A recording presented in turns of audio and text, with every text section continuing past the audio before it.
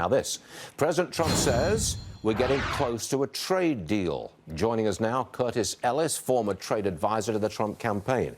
There's a lot more going on, but I want you, on the basis of the president's statement moments ago on Fox News Channel, a deal potentially with China very close. The state of play, please. Well, as the president said, China's very anxious to make a deal. He's not so anxious himself. Look, we're now entering into long-term, we have to look long-term territory because we have this Hong Kong Human Rights and Democracy Act passed almost unanimously by Congress. Unanimous in the Senate, one dissenter in the House. And the president's going to sign it? He's expected to sign it. And China's not happy. This is now a veto-proof majority. So if he doesn't sign it, they'll just pass it. They could override his veto, which is unexpected. I mean, he's expected to sign it. But there are three bills behind that.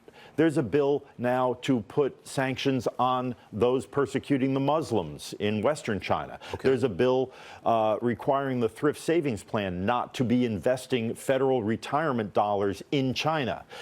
So there are a number of bills. Congress is now stepping up and saying, we are now going to have a voice in this. And with this Hong Kong Democracy Act, very interesting, we're now back in 1975 territory, pre-WTO, World Trade Organization accession, in that it requires an annual review of Hong Kong's autonomy. Are they truly an autonomous two systems, one country, two systems? Are they truly independent of China? Annual review. China used to be subject to an annual human rights review before 2000.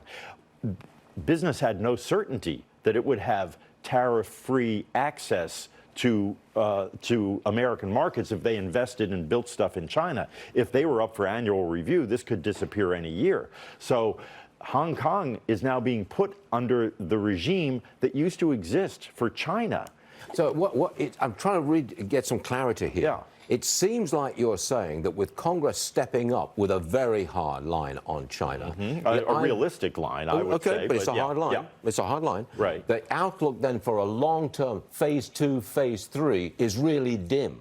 But does it affect the outlook for phase 1? Might we still get that despite all that's going on? The sticking point on phase 1 is the sticking point that's always been there. China does not want to accept any kind of enforcement mechanism with teeth.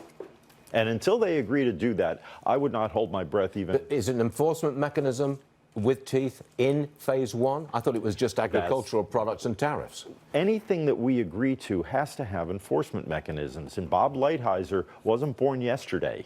And he wants to make sure that whatever agreement he makes and China signs, they live up to. And what does that mean?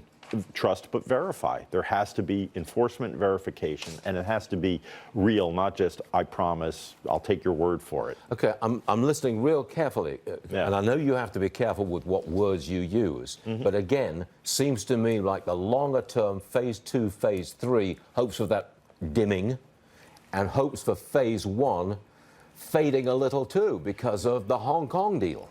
We have to look at the big picture and the long term, and it's beyond phase 1, phase 2, phase 3. It's what is the situation in China. We now have the Congress and the United States understanding what is at stake in China, that this is not they're not playing by the same rules as we are. And until they start doing that, we should not be putting our money in capital and technology in that country. Now, there are local elections in Hong Kong on Sunday, and the pro-democracy candidates, few and far between, but they're going to do extremely well.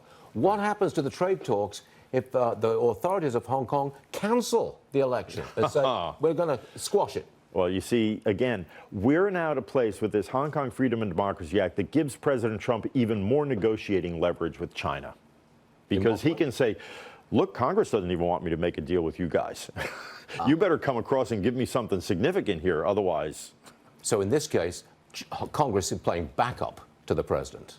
Very interesting situation. It's fascinating. You gave me some clarity there, Curtis, and I really do appreciate that. Curtis Ellis, thank you, sir. See you again soon.